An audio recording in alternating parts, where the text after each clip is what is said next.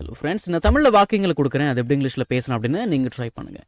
இந்த மாதிரி பேசாத, இந்த மாதிரிலாம் பேசாத, இந்த மாதிரி பேசாத அப்படின்னு இங்கிலீஷில் பேசுகிறதா இருந்ததுன்னா டோன்ட் டாக் லைக் திஸ் அப்படின்னு பேசலாம். டோன்ட் டாக் லைக் திஸ், இந்த மாதிரி பேசாத அப்படின்னு அர்த்தம். நாளைக்கு நீ வருவியா, நாளைக்கு நீ வருவியா அப்படின்னு கேட்கணும். எப்படிங்க கேட்கலாம்? வில் யூ கம் டுமாரோ அப்படின்னு கேட்கலாம். வில் யூ கம் டுமாரோ, நாளைக்கு நீ வருவியா அப்படின்னு அர்த்தம். சரி, எனக்கு உன்னோட உதவி வேணும், எனக்கு உன்னோட ஹெல்ப் வேணும். ஐ நீட் யுவர் ஹெல்ப் அப்படின்னு பேசலாம்.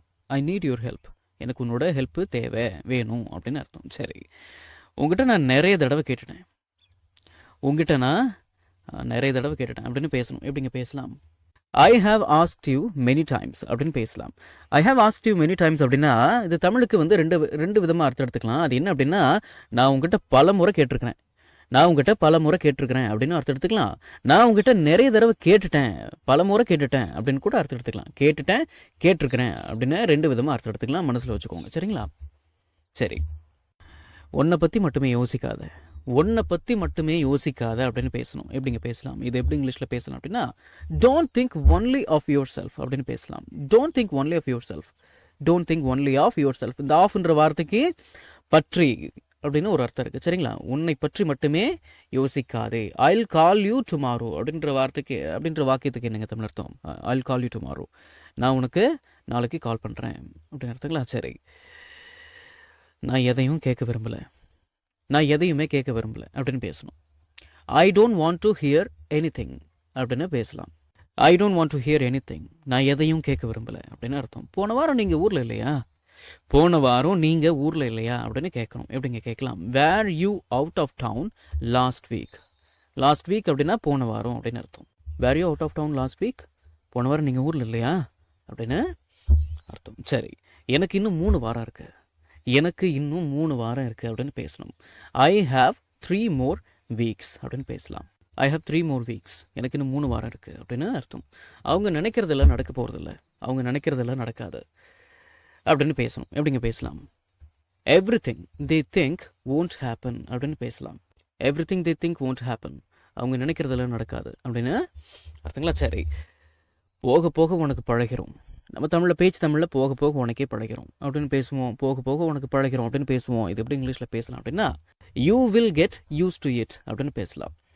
You will get used to it, போக போக உனக்கே பழகிறோம், போக போக உனக்கு பழகிறோம் அப்படின்னு அர்த்தம். நாளைக்கு லீவு அப்படின்னு பேசணும். எப்படிங்க பேசலாம்?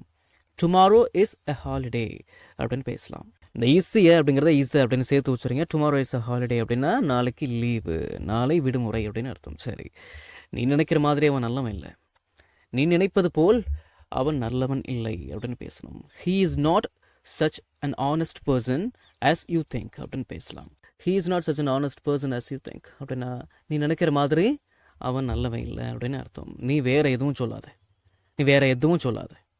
Don't say anything else, don't say anything else, நீ வேற எதுவும் சொல்லாத அப்படின்னு அர்த்தம். சரி, உனக்கு இருக்கிற அதே பிரச்சனை தான் எனக்கும், உனக்கு இருக்கிற அதே பிரச்சனை தான் எனக்கும் அப்படின்னு இங்கிலீஷில் பேசணும். எப்படிங்க பேசலாம்?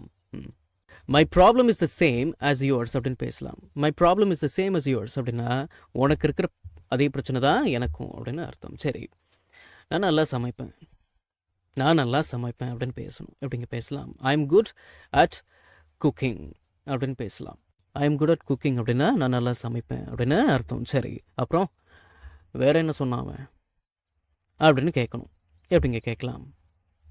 So what else did he tell you? இந்த டிட் ஹி அப்படிங்கிறத டிடி அப்படின்னு சேர்த்து வச்சுருங்க. So what else did he tell you? அப்புறம் வேற என்ன சொன்னாவன் அப்படின்னு அர்த்தம். அப்புறம் வேற என்ன சொன்னாவ, அப்புறம் வேற என்ன உங்ககிட்ட அவ சொன்னா அப்படின்னு கேட்கணும். So what else did she tell you? So what else did she tell you?